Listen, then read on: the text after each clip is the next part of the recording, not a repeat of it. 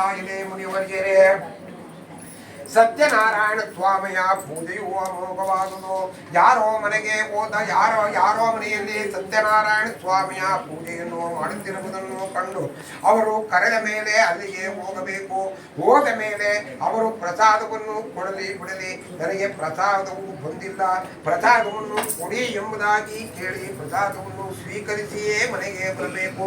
ಯಾವುದೇ ಕಾರಣಕ್ಕೂ ಪ್ರಸಾದವನ್ನು ತಿರಸ್ಕಾರ ಮಾಡಬಾರದು. ಅದಕ್ಕೊಂದು ಕಥೆಯನ್ನು ಹೇಳುತ್ತೇನೆ ಕೇಳಿರಿ ಎಂಬುದಾಗಿ ಕಥೆಯನ್ನು ಮುಂದುವರಿಸುತ್ತಾ, ಒಮ್ಮೆ ಒಂದಾನೊಂದು ಊರಿನಲ್ಲಿ ಬಹಳ ಐಶ್ವರ್ಯವಂತನು 101 ಮಕ್ಕಳನ್ನು ಪಡೆದಂತಹ ಅಂಗಧ್ವಜನೆಂಬ ಒಬ್ಬ ರಾಜನಿರುತ್ತಾನೆ.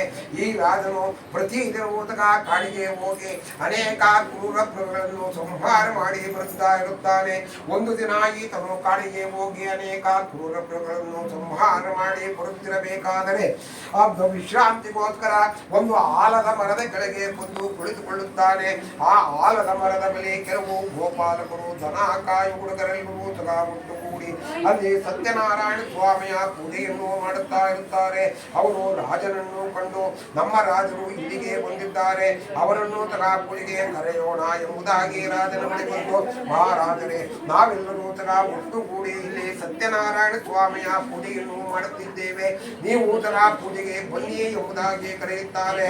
ಆದರೆ ಈ ರಾಜನು, ನಾವು ರಾಜನಾಗಿ ಈ ದನ ಕಾಯುವ ಹುಡುಗರು ಮಾಡುವ ಪೂಜೆಗೆ ಹೋಗಬೇಕೆ ಎಂಬುದಾಗಿ ತಿರಸ್ಕಾರವನ್ನು ಮಾಡಿ ಅಲ್ಲಿಗೆ ಹೋಗುವುದೇ ಇಲ್ಲ.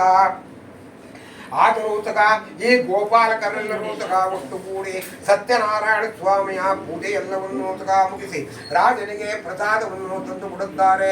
ಈ ರಾಜನು ಪ್ರಸಾದವನ್ನು ತಿರಸ್ಕಾರವನ್ನು ಮಾಡಿ ಅಲ್ಲಿಂದ ಅರಮನೆಯ ಕಡೆಗೆ ಪ್ರಯಾಣವನ್ನು ಮುಂದುವರಿಸುತ್ತಾನೆ.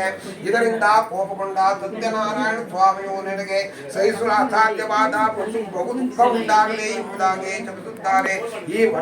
ಈ ರಾಜನು ನನ್ನ ಅರಮನೆಯನ್ನು ಬಿಟ್ಟು ಅಲ್ಲಿಗೆ ಬಂದ ನಂತರ ಅರಮನೆಯು ಒಂದು ರೀತಿಯಾದ ಸ್ಮಶಾನ ಮೂಲವಾಗಿ ಕಾಣುತ್ತದೆ. ಈತನ ಮಕ್ಕಳೆಲ್ಲರೂ ಎಲ್ಲಿಯೂ ಹೊರಟು ಹೋಗಿರುತ್ತಾರೆ. ಈ ರಾಜನು ಬಹಳ ದೈವಭಕ್ತನು. ಈತನು ಆಲೋಚನೆ ಮಾಡುತ್ತಾನೆ, ನಾನು ಕಾಡಿಗೆ ಹೋದಾಗ ಇದ್ದಂತ ನನ್ನ ಅರಮನೆಯು ಈ ರೀತಿಯಾಗಲು ಕಾರಣವೇನು?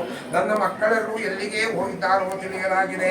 ಪರಮಾತ್ಮ, ನಾನು ನಿನ್ನ ಪೂಜೆ ಮತ್ತು ಪ್ರಸಾದವನ್ನು ತಿರಸ್ಕಾರ ಮಾಡಿದ ಕಾರಣದಿಂದಲೇ ನಮಗೆ ಈ ರೀತಿಯಾಗಿರಬಹುದು. ಆದುದರಿಂದ ನಾನು ಪುನಃ ನಿನ್ನ ಪೂಜೆಯನ್ನು ಮಾಡುತ್ತೇನೆ ಎಂಬುದಾಗಿ ಸಂಕಲ್ಪವನ್ನು ಮಾಡಿ ಆ ಗೋಪಾಲಕರು ದನ ಕಾಯಿ ಹುಡುಗರನ್ನು ಹೊಡೆದುಕೊಂಡು ಅವರು ಇರುವ ಸ್ಥಳಕ್ಕೆ ಹೋಗಿ ಶ್ರದ್ಧಾಭಕ್ತಿಗಳಿಂದ ಸತ್ಯನಾರಾಯಣ ಸ್ವಾಮಿಯ ಪೂಜೆಯನ್ನು ಮಾಡಿ ಭಗವಂತನಿಗೆ ಪ್ರಾರ್ಥನೆಯನ್ನು ಮಾಡಿಕೊಳ್ಳುತ್ತಾನೆ.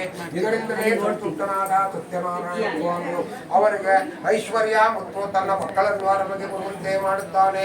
ಆದುದರಿಂದ ಯಾರು ಶ್ರದ್ಧಾಭಕ್ತಿಗಳಿಂದ ಈ ಪೂಜೆಯನ್ನು ಮಾಡುವರೋ, ಯಾರು ಶ್ರದ್ಧಾಭಕ್ತಿಗಳಿಂದ ಕಥೆಯನ್ನು ಕೇಳುವರೋ, ಯಾರು ಶ್ರದ್ಧಾಭಕ್ತಿಗಳಿಂದ ಕಥೆಯನ್ನು ಹೇಳಿ ಜನರಿಗೆ ತಿಳಿಸುವರೋ ಅವರೆಲ್ಲರೂ ಸತ್ಯನಾರಾಯಣ ಸ್ವಾಮಿಯ ಕೃಪೆಗೆ ಪಾತ್ರರಾಗುವರು. ಈ ಕಲಿಯುಗದಲ್ಲಿ ಇದಕ್ಕಿಂತ ಉತ್ತಮವಾದದ್ದು ಮತ್ತೊಂದಿಲ್ಲ ಎಂಬಲ್ಲಿಗೆ ರೇವಾಕಾಂಡದ ಸ್ಕಾಂದ ಪುರಾಣದ ಶೌನಕಾದಿ ಸೂತಮಾಮುನಿ ಸಂವಾದದ ಸತ್ಯನಾರಾಯಣ ಸ್ವಾಮಿಯ ಕಥೆಯು ಸಮಾಪ್ತವಾದುದು. ಸ್ವಸ್ತಿ.